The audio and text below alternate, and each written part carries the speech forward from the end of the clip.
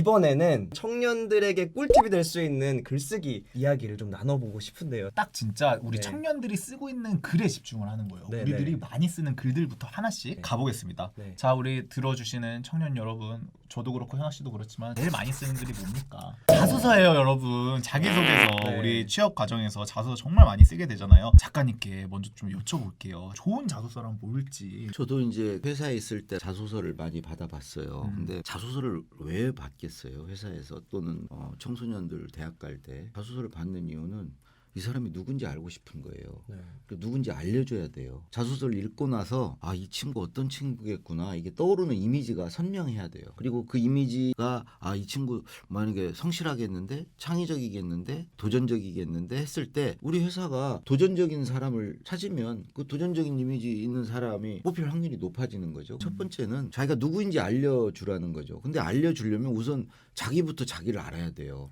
또 자기를 아는 방법은 친구한테 나를 말해보는 거라고 생각해요. 좀 뻘쭘하긴 하지만 자기 소개를 하는 거죠. 맞아요. 나에 대해서 말하는 거죠. 근데 말하면서 나를 알아가게 돼요. 진짜. 응. 네. 그래서 그 우선 나를 아는 것이 먼저고 그걸 가지고 이제 표현해야 되잖아요. 이게 표현을 할 때 저는 좀 말씀드리고 싶은 것은 제가 자소서를 읽으면서 다 고만고만해요. 너무 비슷해. 천편일률적이야. 그래서 그거에서 벗어나는 길이기도 하고 또 다른 한편으로 나를 정말 표현하기 좋은 방법이기도 한데 시중에 이제 잘 쓴 자소서라고 하는 것 한 30개 정도 출력을 하셔가지고 그걸 쭉 읽으시는데 첫 번째 남들이 다 쓰는 것들은 좀 눈여겨보셔서 가급적 피하세요. 그거는. 화목한 가정에서 그렇죠. 자라서 뭐 이런 거. 거. 가급적 그런 건 피하시고 두 번째 이제 이게 더 중요한데 어느 자소서든지 그 자소서 하나 안에 아 요건 좀 남과 다른 어떤 색다른 내용이네. 아, 표현도 좀 남다르네. 근데 나도 요건 할 말이 있네. 그런 것을 자소서 하나당 뭐 한 문장을 찾으시든지 한 덩어리를 찾으시든지 찾으시라고요. 만약 30개 자소서를 보면 30개의 문장을 찾을 수도 있고 30개의 글감을 찾을 수도 있고 30개의 문단을 찾을 수도 있어요. 글을 볼 때 맞아. 나도 이런 면이 있어. 나도 이런 경험이 있어. 나도 이거에 대해서 할 말이 있어. 이거에 대한 내 생각이 있어. 이런 것들은 남의 걸 보지 않으면 내 걸 찾기가 좀 어렵거든요. 네. 그런 것을 남의 자소서를 보면서 내 걸 찾았어라. 그 찾은 걸 그 사람 내용으로 쓰지는 않을 거 아니에요. 그렇죠. 자기 내용으로 바꿀 거 아니에요. 네. 그래서 자기 내용으로 바꿔서 쓰면 되는 거죠. 사실 자소서보다 더더욱 우리 일상의 글쓰기 자리 잡은 게 SNS잖아요. 뭐 트위터나 인스타그램이나 뭐 페이스북 이런 매체를 통해서 글을 뭐 짧게 한 줄이 됐던 몇 줄이 됐던 쓰게 되는데 SNS 글쓰기 꿀팁이 있을까요? 또 SNS에서도 저는 잘하죠. 아, 맞아요. 많이 활동을 해주셔서. 페이스북, 뭐 페북하고 아. 네. 파워 블로그. 그래서 그 말이면 말, 아, SNS면 그쵸. SNS. 그쵸. 책이면 책. 그쵸. 어느 하나 빠지는 게 없는. 그쵸, 작가님. 자, 그래서 어떻게 저희도 같이 잘할 수 있을까요? 특징을 잘 알아야 돼요. 네. 블로그는 컨텐츠를 보여줘야 돼요. 컨텐츠에 얘가 푹 빠져 있다. 야, 얘 남보다 그걸 많이 알고 그거를 말하는 걸 되게 즐기는 친구다. 그런 느낌. 그러니까 자기 컨텐츠가 있어야 되고요. 그 컨텐츠를 자주 아주 그냥 거기에 막 열정을 보이는 모습을 사람들은 이제 보고 싶은 거죠. 네. 그걸 봤을 때 이제 그 사람의 컨텐츠를 신뢰하고 자주 찾게 되고 그러면서 이제 저같이 파워 블로거가 되는 이웃이 서로 이웃이 꽉 차가지고 더 이상 받을 수가 더 없어요. 받을 수가 없어요. 이웃이 꽉 이웃 신청은 매일 들어와. 하루도 안 빠지고 계속 이웃이 늘어나. 콘텐츠가 강하시니까. 그쵸. 그다음에 이제 페이스북은 캐릭터예요. 컨텐츠로 승부하시는 분도 있는데 그건 지루해. 이 친구 되게 웃기는 친구다. 이 친구 되게 불쌍한 친구다. 이 캐릭터를 만들어야 돼요. 네, 캐릭터. 그래서 정말 신선해요. 정말 신선해. 네. 그 컨텐츠 별로 중요하지 않아요. 저는 이제 좀 약간 웃기는 캐릭터, 네. 그리고 뭐 아내한테 혼나는 캐릭터, 네. 이런 이거 다 만드신 거였어요. 이미지 목표를 세워두고 그 캐릭터를 만들어가는 과정으로 페이스북에 글을 올리는 거죠. 그러면서 역시 이제 페이스북에 5,000명 다 찾고요. 네. 거기도 이제 친구 신청. 정말 뭐 이런 게. 티오가 없네요. 네. 강원국 작가님의 주변에 티오가 없어요. 예, 네. 그리고 이제 트위터. 네. 트위터는 촌철살인인데 저 실패했어요. 그거는. 이거는 또 이게 제가 좀 안 되더라고. 촌철살인이어야 되는데. 그러니까 그건 이제 시사에 밝아야 돼요. 시사와 관련된 촌철살인. 그랬을 때 이제 그게 전파가 되고 이게 회자가 되거든요. 그거는 제가 이제 안 되는 거고. 인스타그램. 네. 역시 그거는 되죠 제가. 아. 인물이 되니까. 아 이건 얼굴이다. 인스타는 얼굴이다. 의외로 얼굴이 아니에요. 사진 설명이죠. 아. 제 인스타 가보면 다 웃기죠. 그 사진 설명이 재밌어요. 지금 이제 인스타는 한지 얼마 안 돼서 네. 지금 계속 늘어나고 티오가 있어요. 있나요? 아직 인스타? 아직 있어요. 최근에는 이제 블로그나 페이스북은 거의 안 해요. 인스타에 도전하고 있고요. 네. 트위터는 실패했고요. 실패는 과감히 지금 정리하고. 근데 그다음에 너무 이제 쿨하게 유튜브예요. 인정을 하시니까 그러니까. 그다음 이제 유튜브 네네네. 해야죠. 이렇게 실패를 인정할 때 나머지를 신뢰해요. 네, 맞아요. 페이스북이나 맞아요. 그러네. 제가 지금 그래요. 그러네. 진짜구나. 아. 네네. 다 작전이에요, 저희. 네. 다 넘어갔습니다. 너무 저희 다 넘어갔어요 아무렇지도 지금. 않게 말씀을 하시는데 그러니까. 이 안에 작전이. 네. 왠지 인간적으로 보이잖아요. 전략이에요. 아. 이런 전략을 가지고 글을 쓰는 거죠. 결국 컨텐츠와 스토리로 쓰는 거예요. 유튜버로서 성공하려면 네. 자기 컨텐츠가 있어야 되고요. 네. 자기 스토리가 있어야 돼요. 이게 시줄과 날줄처럼 이게 엮여서 만들어지는 게 유튜브예요. 그러니까 저는 그걸 다 갖췄는데 아직 지금 이제 안고 있을 뿐이죠. 스토리도 있어요. 이 자기 컨텐츠를 만들어 온 과정이 스토리거든요. 그 스토리가 있을 때 컨텐츠가 힘을 받거든요. 그리고 스토리가 있어야 컨텐츠를 재밌게 듣거든요. 근데 스토리만 있고 컨텐츠가 없으면 허망해요. 그죠. 의미가 없어요. 네.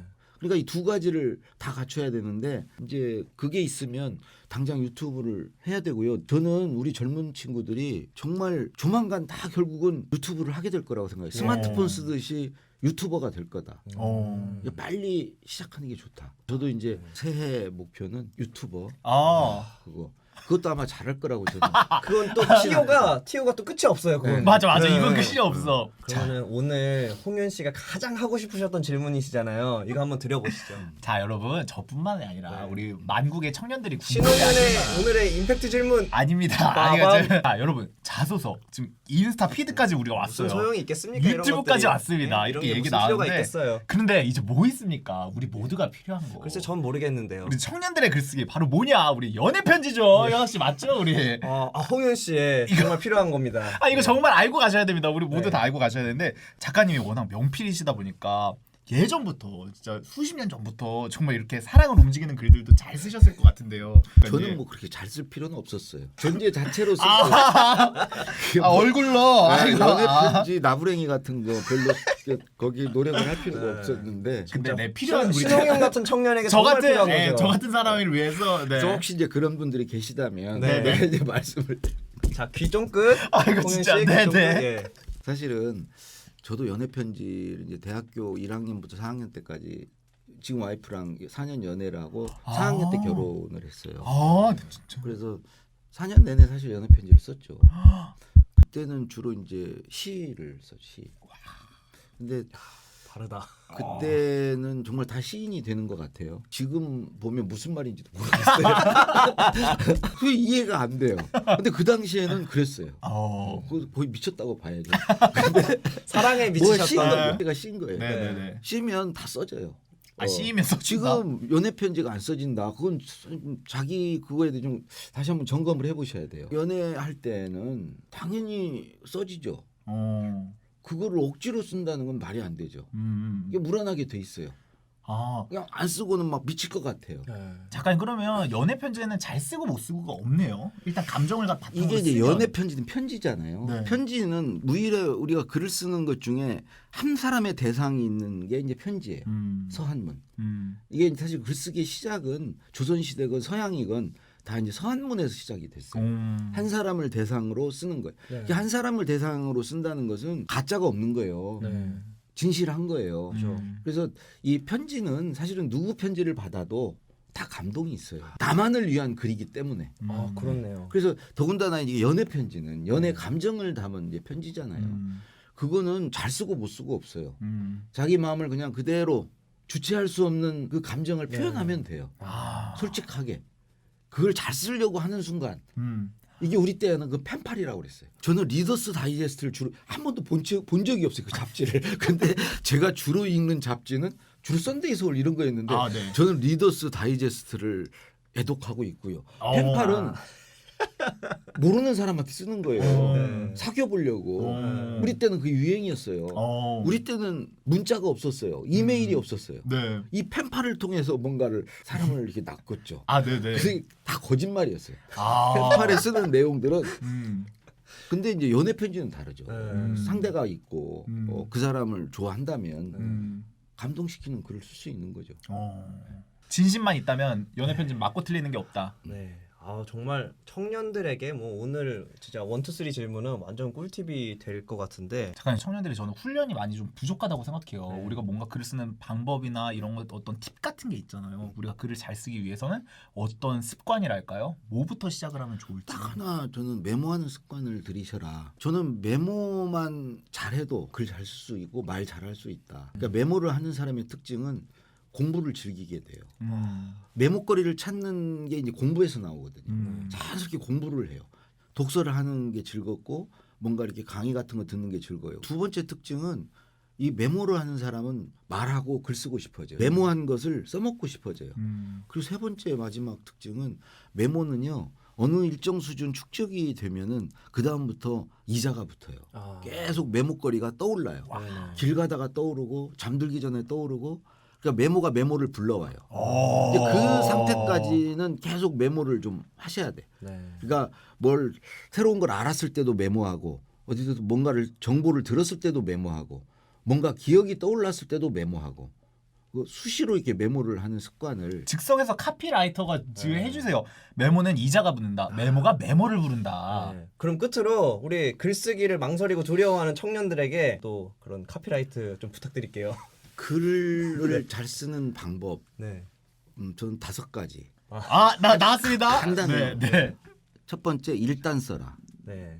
잔소리 하지 말고 뭐 그냥 일단 쓰기 시작해라. 예. 자, 노트북을 열어라. 자, 일단 여십시오. 써라. 네.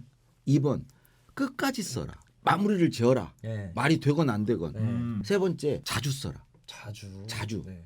네. 4번째 지속적으로 써라. 마지막 5번째 공개적으로 써라. 어. 일기장에 혼자 끄적끄적 하지 말고 음. SNS건 블로그건 남들이 보는 데다 써라. 어. 이 5가지. 이 5가지 하나도 어려운 거 없어요. 얘기만 들으니까 누구든지 진짜 다 할 수 쉽네요. 있어요. 그러니까. 이건 잘 쓰라는 게 아니잖아요. 이 5가지는 누구나 할 수 있는 거예요. 이거 하면 잘 쓰게 돼요.